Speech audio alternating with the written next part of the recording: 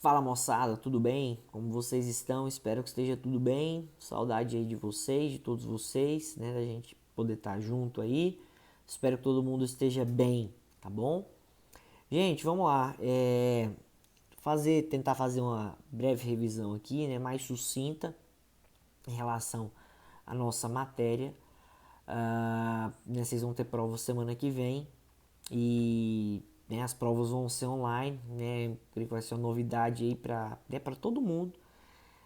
Mas tenho certeza que vai dar tudo certo, em nome de Jesus, todo mundo vai sair super bem, beleza? Vou tentar fazer uma revisão aqui, né? Um apanhado aí geral né, do nosso conteúdo. Vou tentar fazer um vídeo aí mais sucinto, mais condensado, beleza? Vamos lá então. Gente, nossa matéria começou lá no artigo 184 do Código Penal, né, dos crimes contra a propriedade imaterial, né, que é justamente a violação autoral, né, violação de direito autoral, beleza? Então, o artigo 184, é importante a gente falar que consiste em violar os direitos autorais de alguém, né? E a gente sabe, né? A gente falou que os direitos autorais, né, de alguém são aqueles direitos ali imateriais, né, que uma pessoa tem, né, em relação a qualquer tipo de obra da qual ela seja autora, né, de uma obra artística, de uma obra científica, de uma obra literária. Então, uma pessoa que escreveu um livro, ela tem direitos autorais sobre aquela obra. Uma pessoa que criou uma música, ela tem direitos autorais sobre uma obra. Se uma pessoa ela viola os direitos autorais de outra, por exemplo, ela pega o livro de alguém e coloca o nome dela como autora, ou ela pega a música de alguém e coloca como se ela fosse autora, né, daquela música. Ela comete o crime de violação aí de direitos autorais. E na mesma pena incorre, né, quem comercializa, né, quem expõe à venda, né, esses produtos, né, essas obras. Né? E aí nesse caso a gente tem como maior exemplo que a gente falou justamente a pirataria, né? Expor à venda, né, produtos, né, seja por exemplo um DVD, né, filmes sem autorização, né, do autor daquele filme, né? Então, por exemplo, pegar, né, filmar, né, um determinado filme no cinema e comercializar, né, sem autorização do titular do filme, né, sem autorização do dono do filme, ou mesmo expor à venda, né, produtos que tenham violação de direito autoral, ou seja, um produto, por exemplo, falsificado que é exposto à venda, né, pirataria, por exemplo, é crime de violação de direito autoral e a gente tem de maneira simulada isso na súmula 502 do STJ, beleza? Lembrando então que só de expor à venda, né, já constitui o crime, ou seja, presente a materialidade e a autoria do crime, a pirataria, e aí lembrando que a pirataria é crime e é crime de violação de direito autoral e se amolda ali a figura do artigo 184, parágrafo 2º, lembrando que não há que se falar em princípio da insignificância em relação a esse crime de violação de direito autoral, beleza? Bacana, aí a gente pulou, fomos lá para os crimes contra a fé pública, lá no artigo 297 do Código Penal.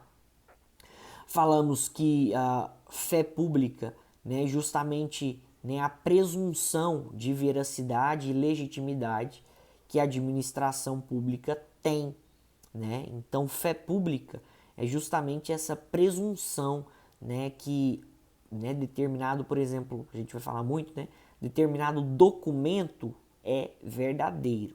Né? Então, por exemplo, os documentos públicos, eles são presumivelmente legítimos e verdadeiros. E pode acontecer justamente crimes contra a fé pública. Antes de mais nada, lembrar, né, e ressaltar que não há que se falar em princípio da insignificância nos crimes contra a fé pública. Os crimes contra a fé pública, independente do valor, não admite princípio da insignificância. Beleza? Então, bacana. Vamos lá. Vamos falar dos principais crimes contra a fé pública. Primeiro crime aí que a gente, né, tem aí, que a gente, né, falou, né, e até lembrando aqui antes, né, nós falamos lá no 289, né, falamos sobre o crime de moeda falsa, né? Crime de moeda falsa lá no 289 diz respeito, né, a falsificar a cédula, né, ou moeda metálica. Então, quando uma pessoa falsifica uma moeda, né, metálica ou falsifica uma cédula, ela comete o crime de moeda falsa. Lembrando que pode ser tanto a moeda ou cédula nacional ou internacional, ou seja, falsificar, por exemplo, um dólar ou um euro também é crime, desde que seja, né, a moeda corrente, desde que seja, né, o dinheiro atual aqui do Brasil ou de outro país. Também comete o crime, né, quem importa, quem exporta, né, quem coloca em circulação, né, moeda falsa. Lembrando que a gente tem a figura privilegiada, ou seja, se uma pessoa recebe de boa fé moeda, né, falsa e não sabendo da falsidade, ela restitui a circulação, ela não comete crime, porque ela está de boa fé, ela desconhece a falsidade. Agora, se a pessoa recebe a moeda falsa de boa fé, percebe a falsidade e restitui a moeda em circulação, ela comete o crime, só que com a pena aí atenuada. Lembrando o seguinte, falsificação grosseira constitui ou não crime? Depende.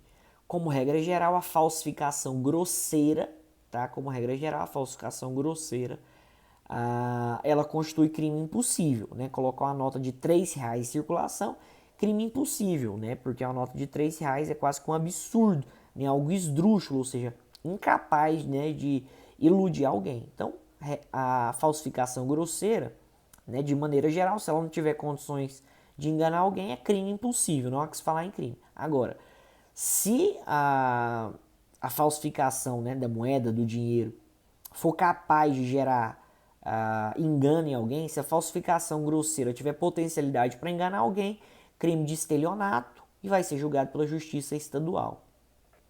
Falamos também do crime do artigo 290, né, que é o crime de petrechos para falsificação de moeda, né, artigo 291, se eu não me engano. O que é o petrechos para falsificação de moeda? Se a pessoa fabrica maquinário, ou ela importa, ou ela exporta, ou ela adquire, ou ela mantém em depósito maquinário, ou seja, máquinas ou instrumentos capazes de realizar falsificação, ela comete crime. Crime de petrecho para falsificação de moeda. Então, o crime de petrecho para falsificação de moeda consiste quando uma pessoa ela constrói, né, fabrica uma máquina para falsificar dinheiro, ou quando ela compra, ou quando ela vende, ou quando ela mantém sob a sua posse, ou quando ela guarda em depósito a máquina, beleza? Detalhe, é crime formal. Só de ter a máquina ou só de fabricar a máquina para falsificar dinheiro, o crime já está consumado, sem necessariamente precisar, né, por exemplo, imprimir dinheiro falso, beleza? Bacana. Vamos lá, agora vamos para o 297. Crime do artigo 297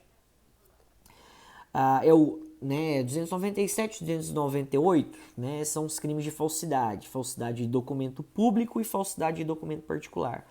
Falsidade de documento público é aquele crime que pode acontecer, né, falsificar no todo ou em parte documento público. Esse crime pode acontecer de duas maneiras. Contrafação, né, a primeira modalidade chamada de contrafação pela doutrina é quando falsifica um documento público, ou seja, do nada cria-se um documento público falso, ou seja, vai numa máquina de Xerox e cria, por exemplo, um RG, um CPF, é chamado de contrafação, porque o documento ele é criado, ele é criado falso, né, o documento é falsificado ali no todo. E pode acontecer a falsificação parcial, quando você tem em mãos um documento público, né, e você altera de maneira parcial, né, você altera algum, por exemplo, né, algum sinal, quando você, por exemplo, altera, né, você pega, por exemplo, um documento público de alguém, um RG, e tira a foto, né, você tira a foto dessa pessoa, coloca a foto de outra pessoa. Nesse caso, aí seria a falsificação parcial. Existiria um documento público verdadeiro, né? E aí você ia alterar uma parte dele, né? Por exemplo, substituir a foto de uma pessoa num documento público. A gente falou, e aí só para distinguir, existe a falsidade material e a falsidade ideológica. Falsidade material é aquela falsidade que, né, acontece no próprio documento, né, no documento em si, em espécie, né? Exemplo que a gente falou aqui da falsidade de documento público é quando a falsidade acontece materialmente no documento, né? Você, por exemplo, né, como a gente falou, criar, né, na sua casa, né, com uma máquina, por exemplo, de Xerox, um documento, né, um CPF, um RG, uma carteira de motorista. A falsidade acontece na espécie, no documento, enquanto matéria. Já a falsidade ideológica, né, a falsidade é em relação ao conteúdo, né, em relação à ideia. O documento é verdadeiro, mas o conteúdo ele é falso, beleza? Falsidade de documento particular, né, falsificar no todo ou em parte o documento particular, pode acontecer das duas formas, né, falsificação, né, no todo, né, na contrafação, pegar um documento particular e criar ele do nada, né, por exemplo, um contrato, né, falsificar um contrato, criar um contrato na sua casa, né, um contrato, né, de compra e venda, um contrato, por exemplo, de locação. Ou, né, falsificação em parte, né, ter um documento particular verdadeiro e você altera parte dele, beleza? Lembrando que é equiparado a documento particular cartão de crédito. Documento particular é equiparado, cartão de crédito é equiparado a documento particular, beleza?